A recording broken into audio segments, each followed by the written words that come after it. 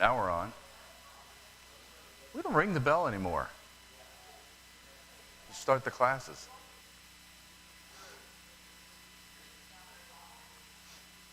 We got to ring the bell. Ring, ring.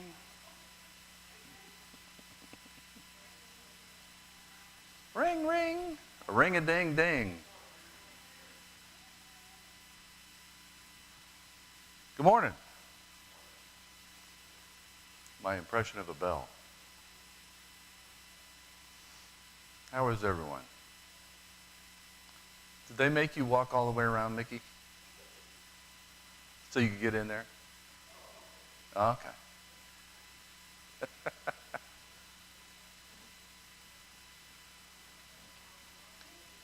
Well, this morning we have finally returned back to Ezra. And we're in Ezra chapter 5. If you would typify in Haggai and Zechariah, was God gently reminding them to start building, or was it, what have you been doing and why haven't you gotten built my temple? Which one was it? He was upset. Okay, he said, you built your houses, you got everything there. My temple's sitting there, just the foundation. What have you been doing? I had to come back to that at the end. So, starting in chapter 5, verse 1. When the prophets, Haggai and the prophet Zechariah, the son of Iddo, prophesied to the Jews who were in Judah and Jerusalem in the name of the God of Israel, who was over them, then Zerubbabel, the son of Shealtiel, and Jeshua, the son of Jozadak,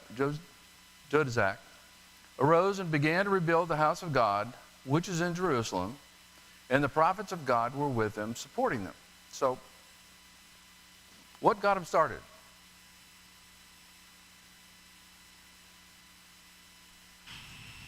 What got them started building again?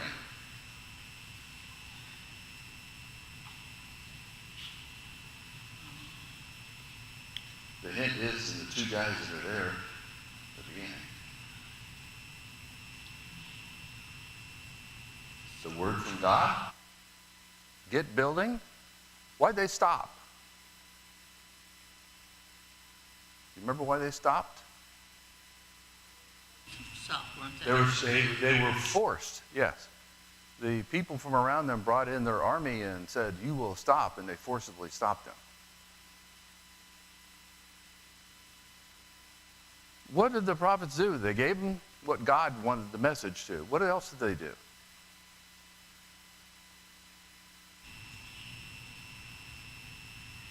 You think one speech was enough?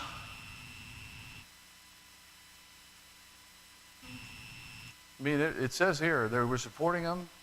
What do you think that support was?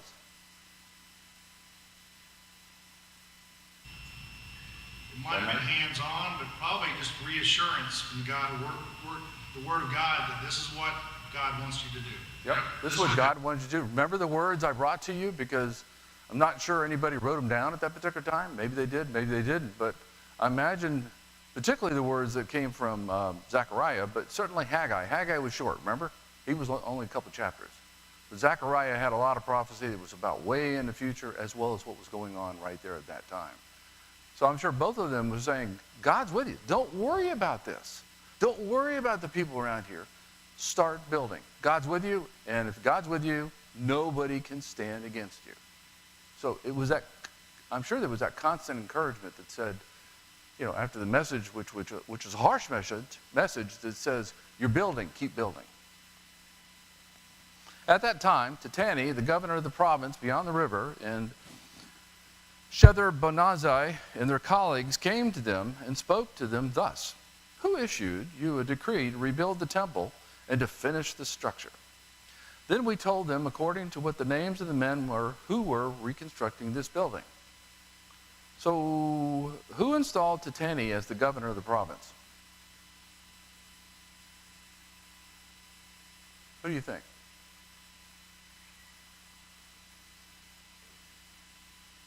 Wouldn't it have been the king of Persia? He was reporting to the king of Persia. Would have been the king of Persia. Would have been King Darius. What river? What do you think they're referring to? It's beyond the river.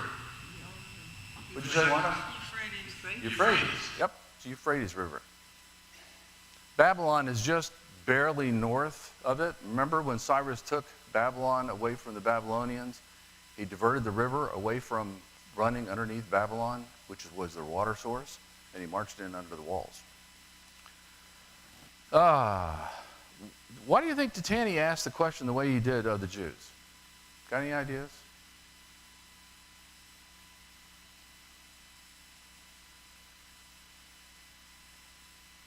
What was the last decree?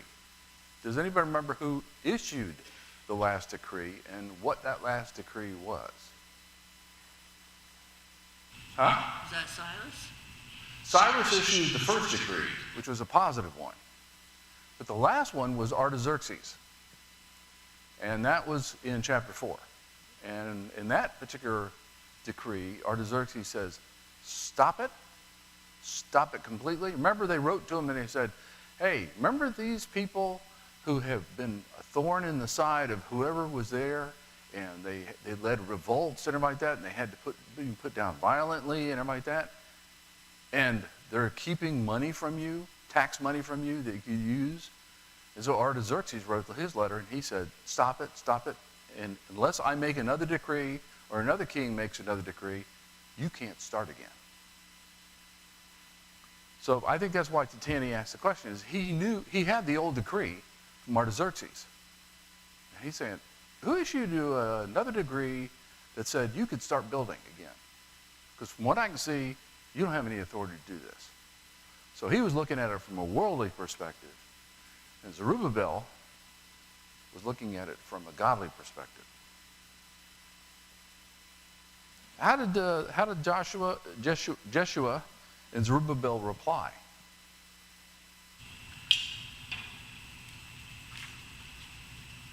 They didn't answer his question, did they? He said, who gave you another decree? And he says, well, these are all the guys we got working on it. Didn't really answer his question. But the eye of God was on the elders of the Jews, and they did not stop them until a report could come to Darius, and then a written reply be returned concerning it. This is the copy of the letter which Titani, the governor of the province beyond the river, and Shethar-Bonzani, and his colleagues, the officials, who were beyond the river, sent to Darius the king. So they wrote a letter, and they said, okay, we're going to clarify. Titani did not take any action. Why?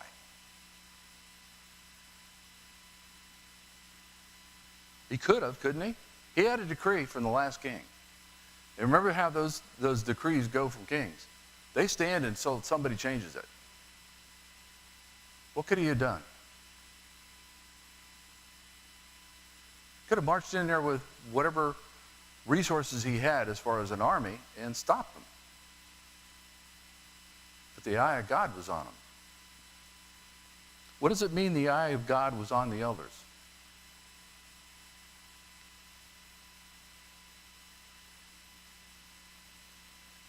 I can't hear you. He was watching over them. Yeah, he was watching over them. He was really, I mean, he'd been watching over them all along and been patient with them. But now, since they were building and they were moving on, he wasn't going to let anything get in the way. Okay, we talked about that. This is my timeline. What I've got up on here is a couple of things. There are a couple commentaries. One of them that says it's this Darius, Darius the First. Darius the Great was Darius the First. And other ones look at Darius the Second. What I added kind of in here was there's a Camses and then Smerdis. Now, Camses was the son of Cyrus. And Smerdis, I'm going to talk more about this at the end if I get time, but he was kind of a poser. He said he was the son of Cyrus, but as it turns out, he was a magi. And he was impersonating the son of Cyrus, the second son of Cyrus. The first son of Cyrus was Camses. But what happens is, if you remember, We had 2 letters previously, and I referred to those letters here and here. In chapter 4.6, there was a letter to Ahasuerus. And who was Ahasuerus? And in chapter 4.8, there was a letter to Artaxerxes. The way this is positioned to say there's 2 letters before the letter from Darius that we're going to talk about today. Who were those 2 people? Now it says it's Ahasuerus and Artaxerxes. You can clearly see where Artaxerxes is there, up there, but Ahasuerus is where you have to do a bit of research. I'm going to come back to that at the end. I should have time. But there's two schools of thought. And the reason I've had the 2 schools of thought on there is if it's the latter, if it's this time frame here, it shows a lot of patience from God. That's about 120 years. Waiting for his temple to be rebuilt after Cyrus sent them down there with money and resources to go rebuild the temple. They sent a report to him in which it was written thus: to Darius the king, all peace. Let it be known to the king that we have gone to the province of Judah, to the house of the great God, which is being built with huge stones, and beams are being laid in the walls. And this work is going on with great care and is exceeding in their hands. How's the king addressed?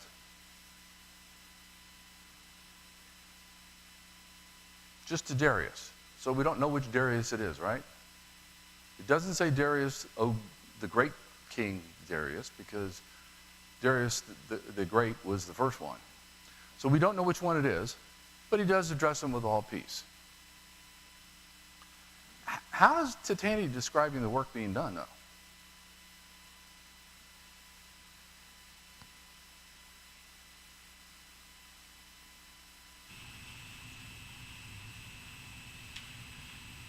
You guys have your copy of this one? Doesn't he describe it positively? He says in there, he says, the work is going on with great care, and it's succeeding in their hands. It's going real well. They're doing a good job. Then we asked those elders and said to them thus: who issued a decree to rebuild this temple and to finish the structure? We also asked them their names so as to inform you, and that we might write down the names of the men who were at their head. Thus they answered us, saying, we are the servants of God of heaven and of earth, and are rebuilding the temple that was built many years ago, which a great king of Israel built and finished. So how faithful is Titani being to what the discussion was between him and the Jews that were rebuilding the temple? Pretty faithful. When the last governor of the province, I think his name was Rahul, wrote the letter, was he faithful to the conversation? Or did he lie? He lied. Okay, so Titani's being very faithful to what their discussion was between the Jews and the governor and the governor's cohorts. But because our fathers had provoked the God of heaven to wrath, he gave them into the hand of Nebuchadnezzar, king of Babylon, the Chaldean, who destroyed the temple and deported the people to Babylon. However, in the first year of Cyrus, the king of Babylon, King Cyrus issued a decree to rebuild this house of God. So what does it say about those Jews that came out of Babylon in the report that's being related to Darius?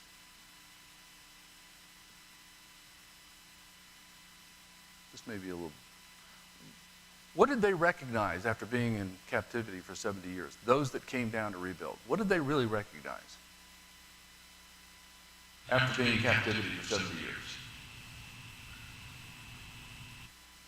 Didn't they realize it was our fault? We brought this on ourselves, okay? We were unfaithful to God, and God turned us over to Nebuchadnezzar. Nebuchadnezzar, what did he do? What did he do to the city? Remember? He destroyed it, yeah. There wasn't a stone on top of a stone when he got done. The walls were torn down. The temple was torn down. he razed everything to the ground. What point does Tatani make here that would have really gotten King Darius's attention?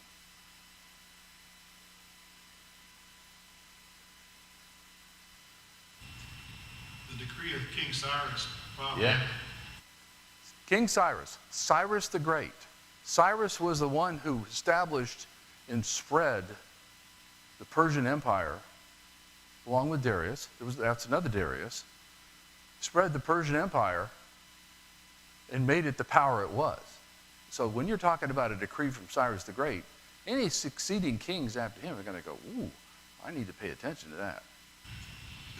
They give respect to God. When they say they're from God, they also give their respect to earthly authorities. And we're doing this under the authority of the earthly king, the earthly rulers. So, it showed both sides of that very well. It does show, and it kind of goes, but it does go back, if you go back a little bit farther, is they're recognizing the God's authority. And they said, we had the authority from Cyrus, but why did Cyrus make the decree?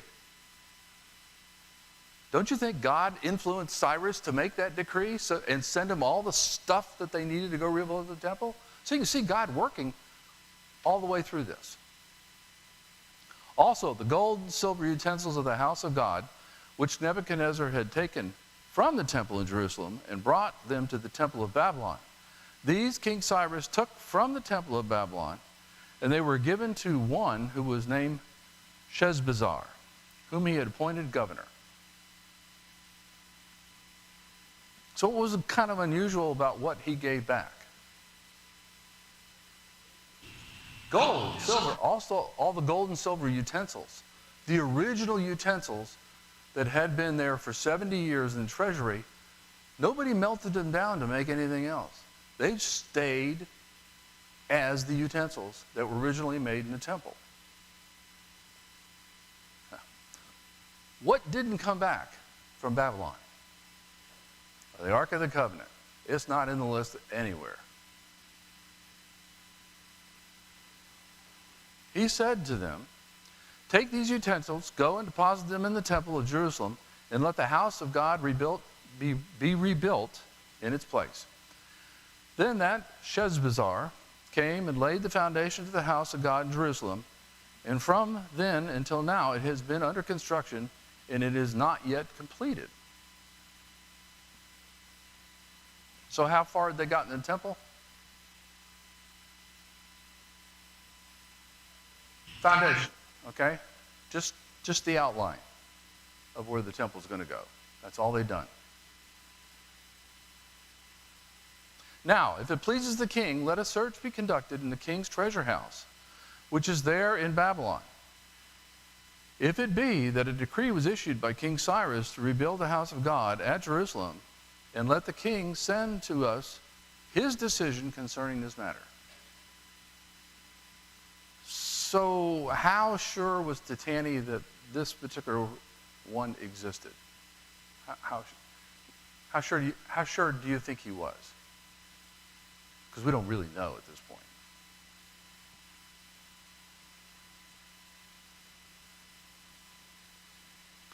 Right after Babylon, up here, if it be that a decree was issued.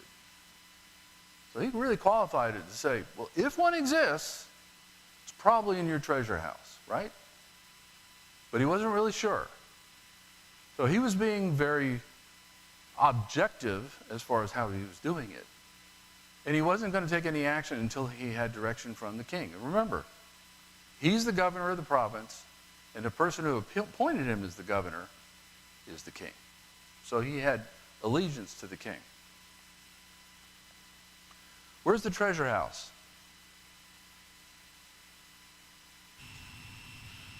It's up there. Babylon. Babylon. Okay, it's in Babylon.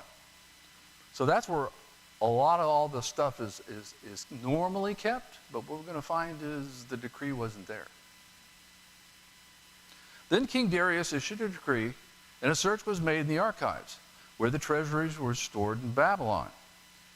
In Ecbatana, in the fortress, which is in the province of Media, a scroll was found there that was written in it as follows. Memorandum. In the first year of King Cyrus, Cyrus the king issued a decree concerning the house of God at Jerusalem. Let the temple, the place where sacrifices are offered, be rebuilt, and let its foundations be retained, its height being 60 cubits and its width 60 cubits.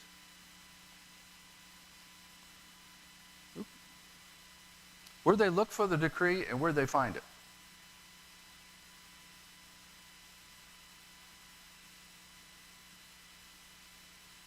They went first to Babylon, right? Babylon is just, like I said, it's on the Euphrates River. It's in, I guess you would call it southwestern Iraq. Media is in Iran.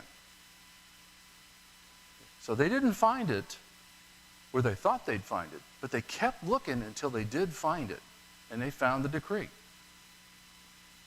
So how big is this temple supposed to be? 60. Huh? 60 by 60 60 by 60 cubits. cubits. Cubits about 18 inches. So it's about 90 feet by 90 feet. This is about 24 feet. Yeah, but it's about, Huh? this room is probably about 80 square, isn't it? 80 foot square? What, this room? Yeah. The width and the dimension? Yeah. But you figure this is 24 feet up. It's more than 3 times the height of this particular room. And they don't have any cranes. This is all going to be built manually. As an engineer, I appreciate that. With 3 layers of huge stones and 1 layer of timbers, and let the cost be paid from the royal treasury. Also, let the gold and silver utensils of the house of God, which Nebuchadnezzar took from the temple in Jerusalem and brought to Babylon, be returned and brought to their places in the temple in Jerusalem, and you shall put them in the house of God. Remember, you could see God all the way through the Babylonians, and God is still influencing the next kingdom, which is started by Cyrus. Because Cyrus represents, he understands it's the house of God that's being rebuilt. So how hard would it be to build this temple?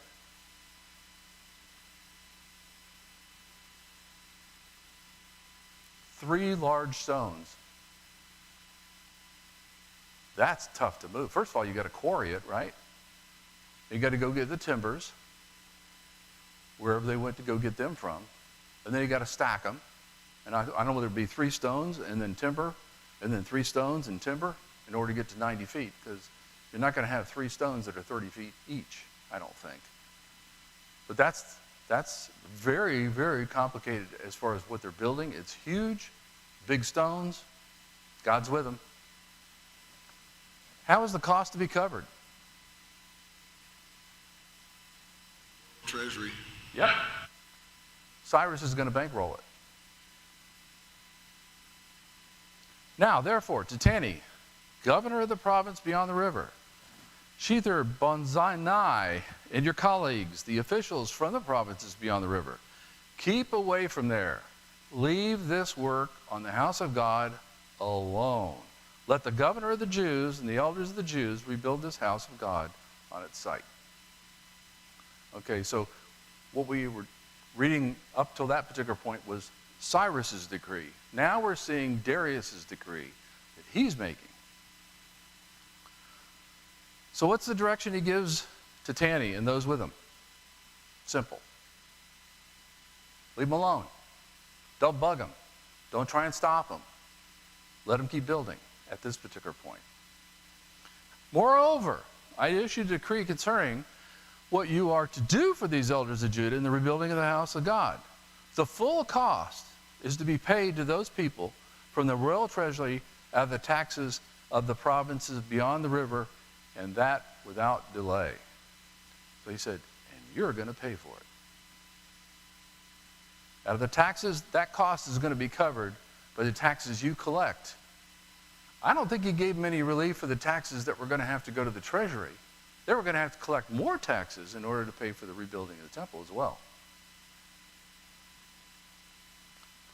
whatever is needed, both young bulls, rams, and lambs for the burnt offering to the God of heaven, and wheat, salt, wine, and anointing oil, as the priests in Jerusalem request, it is to be given to them daily without fail, that they may offer acceptable sacrifice to the God of heaven and pray for the life of the king and his sons. What else is to be provided besides money?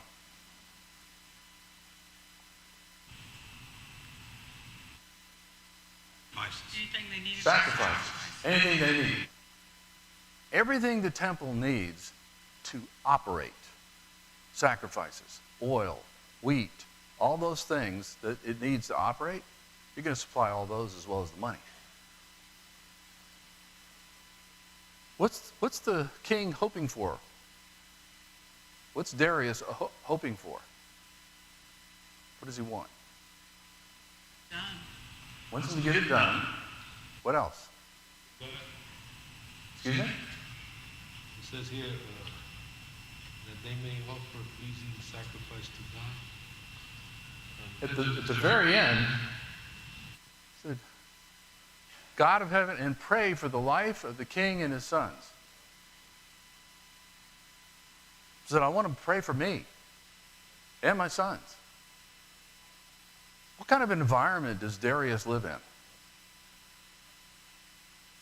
How sometimes did a king succeed another king? You killed him. Okay? And if you wanted to break the royal line, you'd kill all the kids.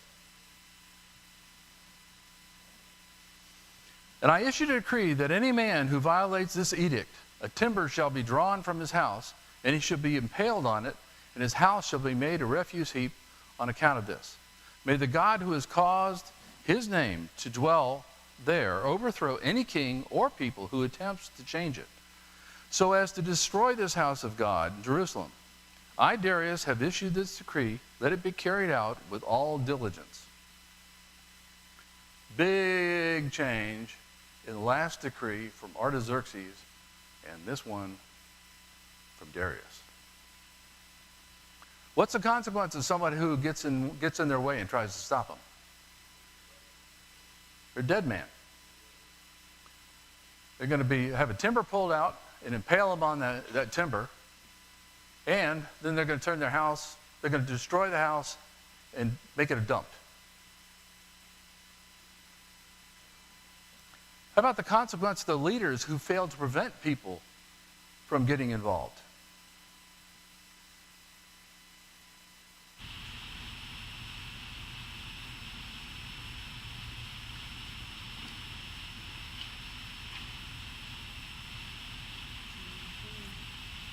They're going to lose their position, aren't they? They're going to be removed because they didn't do their job. They didn't help keep people away. Because evidently that was something they were used to.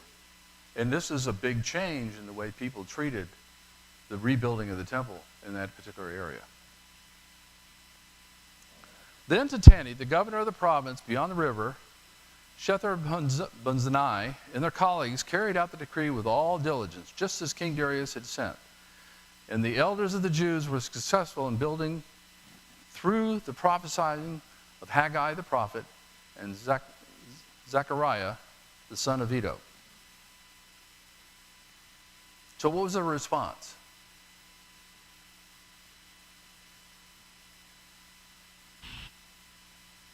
As you could say, they did it with all diligence. I mean, it was a very comprehensive decree. It said, you're supposed to fund them, and you're supposed to stay out of their way, and if you get in their way, this is what's going to happen. Very comprehensive to make sure it got rebuilt. And they finished the building according to the command of God of Israel and the decree of Cyrus, Darius, and Artaxerxes, king of Persia. This temple was completed on the 3rd day of the month of Adar, was the 6th year in the reign of King Darius. So how long did it really take to finish the temple once they got going?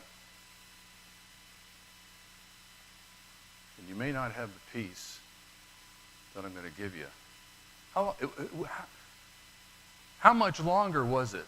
It was no longer than how many years? It was completed in the 6th year of Darius. Couldn't have been, had to be less than 6 years, right? It's less than 6 years. I think we started out Ezra, or at least Haggai, with, it was either the 2nd or 3rd year of Darius, and Haggai and Zechariah. It's the 2nd year. It's right here in chapter 4 at the very end. Then as soon as the copy of King Artaxerxes' document was read, and this is the one that stopped him, and Raham and Shimshah, Raham was the previous governor that got it stopped, the scribe and their colleagues, they went haste to Jerusalem to the Jews and stopped them by force of arms. Then work on the house of God in Jerusalem ceased, and it was stopped until the 2nd year of the reign of Darius, king of Persia. So the 2nd year it was stopped until then. So they started in the 2nd year, they finished the 4th year. It just took them 4 years. Now that's going to be the interesting part when I get into the next part here. So who was the last king that stopped the rebuilding? It's up there.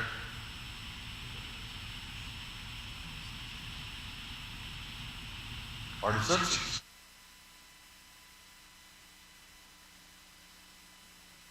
Okay. And rebuilding began again underneath what authority did they start the rebuilding under?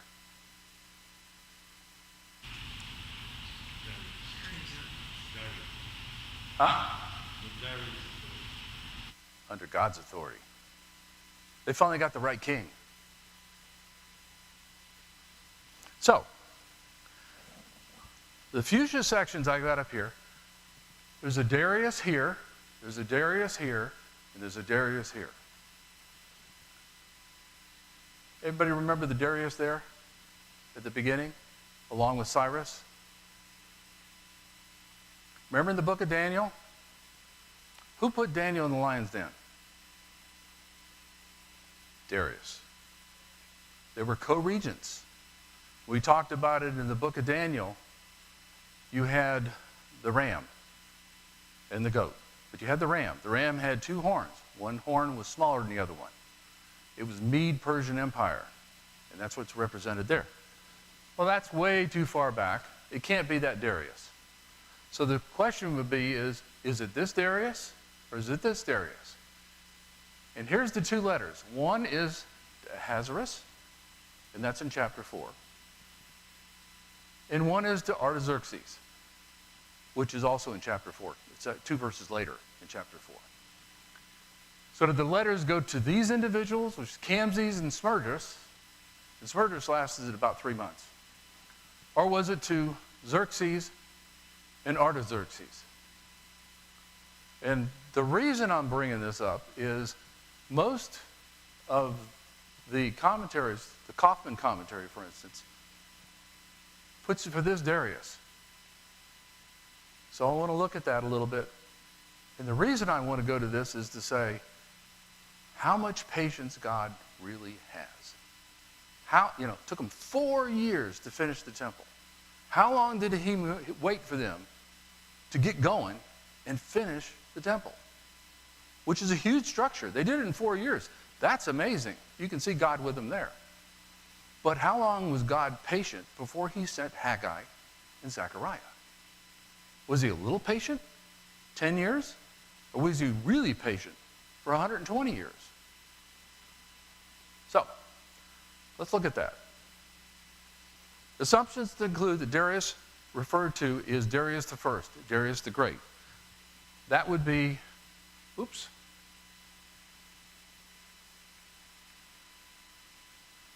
that would be this Darius right here. He was Darius the Great. He reigned for 35 years, a very long reign. But you've got 2 people who precede him. As I talked about, Smerdis was less than a year. Actually, it was 3 months. And you had Camses, who was the son of Darius. The son of Cyrus, and he reigned for 7 years. So, Camses, the son of Cyrus, is Ahasuerus in their reference in chapter 4. Smerdis, who was a poser, he was an imposter, he's Artaxerxes. in this scenario because those two letters are written to Ahasuerus and Artaxerxes. Issues with Camses being Ahasuerus. Most historians don't agree with Ahasuerus being Camses. If you look at just not biblical scholars, but historians, from the records that they looked at that were recorded, because remember, these guys wrote everything down. There's no reference to Ahasuerus going to Camses. Some of them say, well, it was Ahasuerus and it was Camses in Ezra, but it was actually Xerxes and Ahasuerus in the book of Ruth, because it's the same king's name in both those books. I'm sorry, not Ruth, it was Esther. In Esther, she was married to Ahasuerus. Remember? Queen Vashti? It was Vashti, I believe. And she wouldn't do what he wanted, and he got rid of her, and then he picked up Esther. Okay, so we have the book of Esther is associated with Ahasuerus, and that particular correlation has it to Xerxes, has it strongly to Xerxes. So, this is what I pulled out. I pulled out the references here. All these references substantiate it. Was Ahasuerus is a transliteration of the Persian, and you can read the name, because I can't say it. The meaning of this name is not known. In Greek, it became Xerxes, and in Latin, Ahasuerus. Therefore, the name Xerxes and Ahasuerus are equal, the one coming from the Persian through the Greek, the other through both the Hebrew and Latin. Bible commentaries associate Esther's king with Xerxes I, son of Darius I, the fourth emperor of the Achaemenid Empire. So the historical record has Xerxes being Ahasuerus, not Camses. Now let's look at the other one, Smerdris. I've already talked about him a couple times.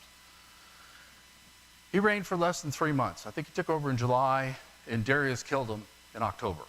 So it was a really short stint that he was there.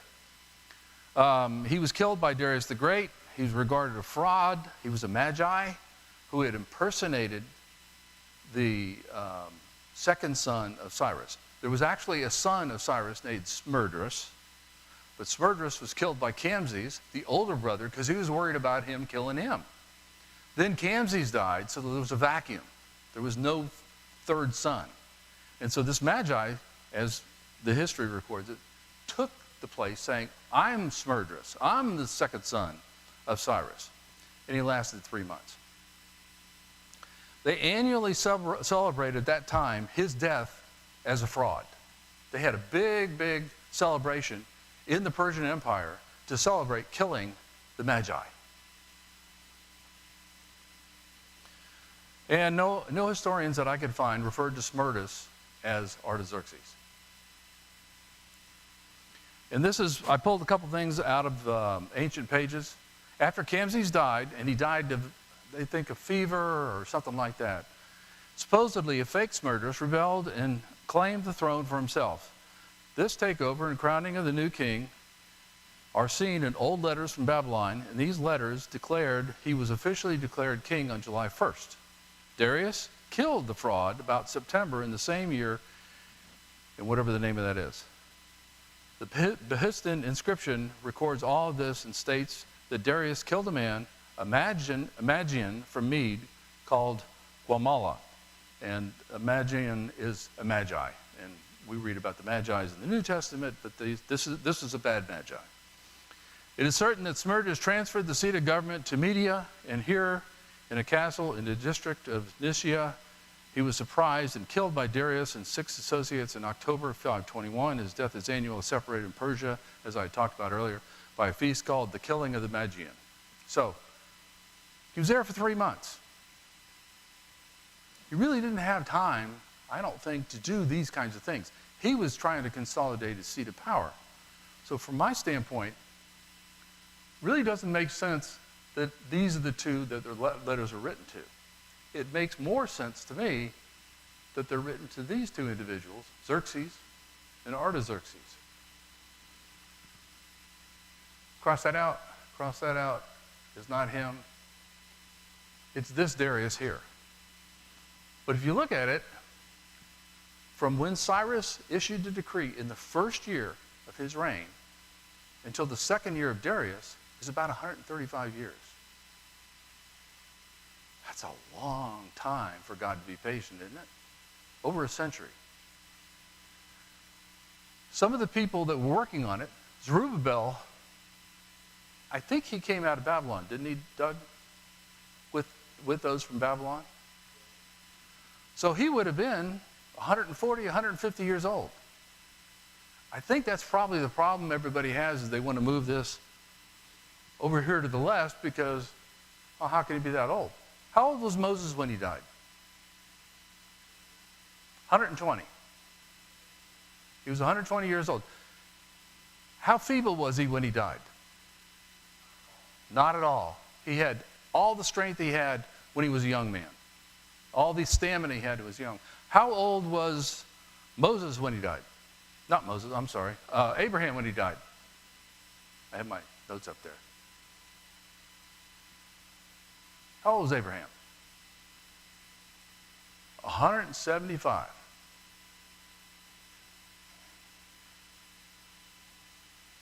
The point was, Moses lived as long as he did because he had a purpose. God had a purpose for him. And when he fulfilled that purpose, Moses died. He got to look across the river, but he never got to cross the promised land, right? Abraham had a mission, right? When he fulfilled it, at some point he died. I think Zerubbabel was given extra time. That's my explanation of why it's the second Darius. But it does, my perspective, it looks at, you see God working through the whole thing. The builders, the influencing the kings, how all this pulls together in order to get the temple rebuilt in Jerusalem to support worship of God, or to resume worship of God in the way he wants to be worshiped. Now, we did talk a little bit about it. I don't know what they're going to do about the Ark of the Covenant. I don't know if they built a new one or what. But what were they missing? What could they not rebuild? What was in the Ark of the Covenant? Aaron's rod. Aaron's rod and manna. Manna. So those were lost. But they could rebuild the Ark of the Covenant. I mean, they had the gold, they had the wood, they had the dimensions, they had all that.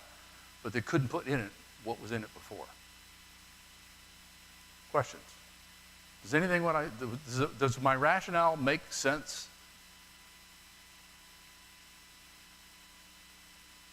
Kinda, sorta, maybe. Well, next week we're going to pick up in chapter 7. I think, is there 8 or there are 10 chapters in this particular book? Do you remember? Well, thank you for your attention and responses.